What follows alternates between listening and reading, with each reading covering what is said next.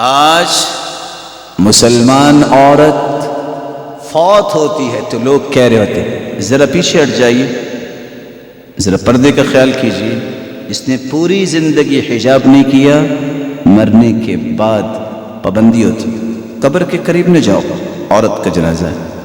کاش یہ اس کے عنفوانی شباب سے لے کے مرتے وقت تک ایسا ہوتا تو صحیح بخاری کی روایت بتاتی ہے اللہ کے رسول نے فرمایا یہ میرے صحابی رو رہے ہیں، روئے یا نہ روئے، اللہ کے نورانی فرشتوں نے اپنے پروں سے اس میت پہ سایہ کیا ہوا ہے۔ ما زالت الملائکۃ تظل بأجنحتها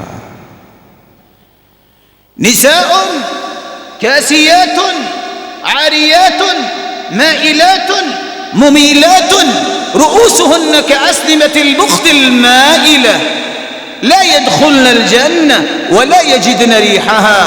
ایسی عورتیں جہنم میں جائیں گی، جنت میں نہیں جائیں گی، نہ جنت کی خوشبو پائیں گی، جو لباس پہننے کے باوجود عریاں ہیں، بے پرد ہیں، لوگوں کی طرف مائل، وہ لوگوں کی طرف مائل۔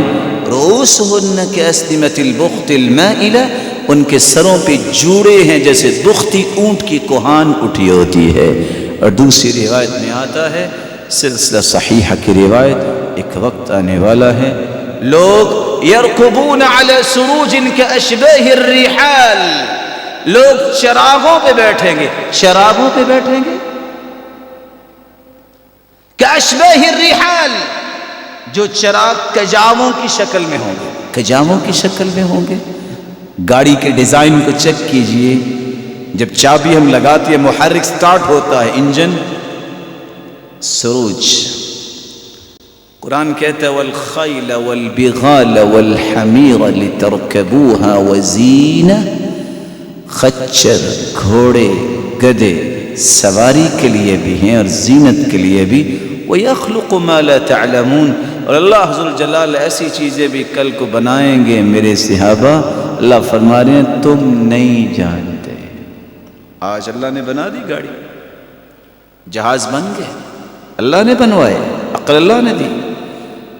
حدیث کہتی ہے ينزلون عند ابواب المساجد، ان چراغوں پہ سوار ہو کے دروازے مسجد کے ہوں گے، وہاں آ کے لوگ اترے ہوں گے، اور ان کے پیچھے عورتیں کون سی ہوں گی؟ نساء کاسیات عاریات رؤوسهن كأسنمة البخت العجاف، ان کے سروں پہ جوڑے ہوں گے۔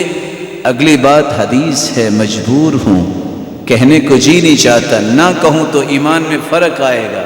العنوهن فإنهن ملعونات، ان پہ لعنت بھیجو، جو یہودیوں کی نقالی کرتے ہیں، یہ عورتیں ملعون